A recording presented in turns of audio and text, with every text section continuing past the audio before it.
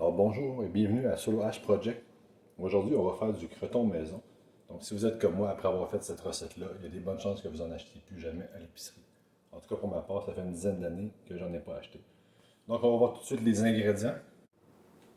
Donc pour les ingrédients, on va avoir besoin d'1 kg de viande hachée. Moi j'ai utilisé du porc. Vous pouvez faire aussi moitié porc, moitié veau. Personnellement, j'ai déjà essayé moitié porc avec moitié bœuf. Je me suis dit c'est excellent pour les saucisses déjeuner. Ça va être bon pour le croton, mais j'avais tort. Je ne le recommande pas. On a besoin de 2 oignons hachés. Si vous n'êtes pas un as du couteau, je vous recommande de le faire au robot. Parce que des gros morceaux d'oignons dans le croton, c'est pas génial. Aussi 2 cuillères à thé de poudre de bouillon de poulet. On a besoin d'une demi-cuillère à thé de poudre d'ail, une demi-cuillère à thé de muscade moulu, 2 cuillères à thé de sel de table, un quart de cuillère à thé de poivre noir, idéalement frais moulu, une canne de lait évaporé avec une tasse d'eau et un sachet de gélatine. Donc la seule chose qu'on ne mettra pas immédiatement dans le chaudron, c'est la gélatine. Le reste, on va tout mettre ça, direct là, et porter à ébullition. Donc maintenant, on a tous mis les ingrédients dans le chaudron, sauf la gélatine qu'on va mettre à la fin. On va porter ça à ébullition. Ça commence déjà à faire des petites ballons. On va brasser un petit peu. On va laisser mijoter pendant 1 heure. Très important, environ 10-15 minutes. Venez brasser la viande pour éviter que ça fasse des motons. Donc on va réduire le feu. On va venir couvrir et laisser mijoter pendant 1 heure. Donc après une quinzaine de minutes, on va venir brasser, parce qu'on voit que ça commence déjà à faire des motons. Il faut s'assurer aussi que ça ne colle pas dans le fond.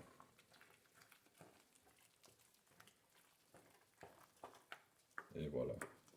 Donc environ 15 minutes, on va bien faire ça. Donc ça fait maintenant 1 heure que ça mijote. On peut venir fermer le rond, brasser un peu. On va laisser reposer à découvert pendant une trentaine de minutes avant la prochaine étape. Donc maintenant, ça fait une trentaine de minutes que ça refroidit, fait qu'on est prêt à la prochaine étape. On va écraser ça avec un pilon à patate pour être sûr qu'il ne reste plus de gros grumeaux. Donc là, on va ajouter la gélatine. Allons-y.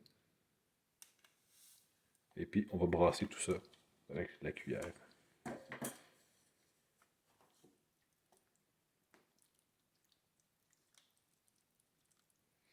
Donc une fois que ça c'est fait, on peut déjà le mettre dans des petits plats pour le laisser refroidir au frigo. Donc ce que je préfère, c'est utiliser une mixette. Ça évite qu'il y ait des motons qui roulent en bas de la toast. Ça va faire une texture plus homogène. Allons-y.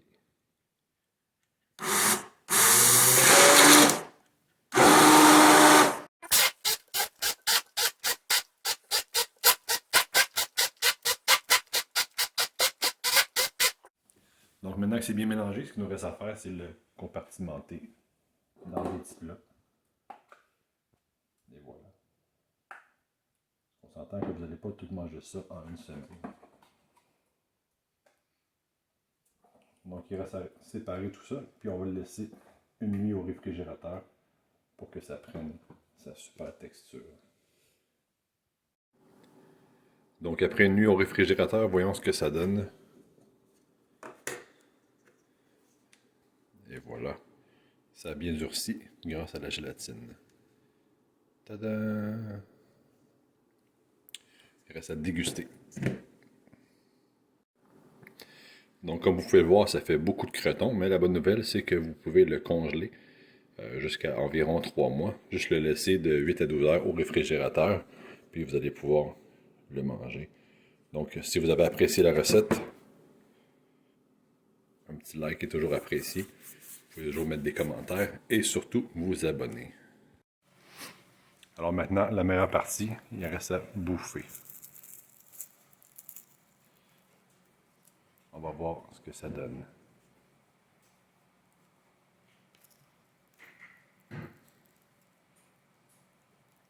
Bon appétit!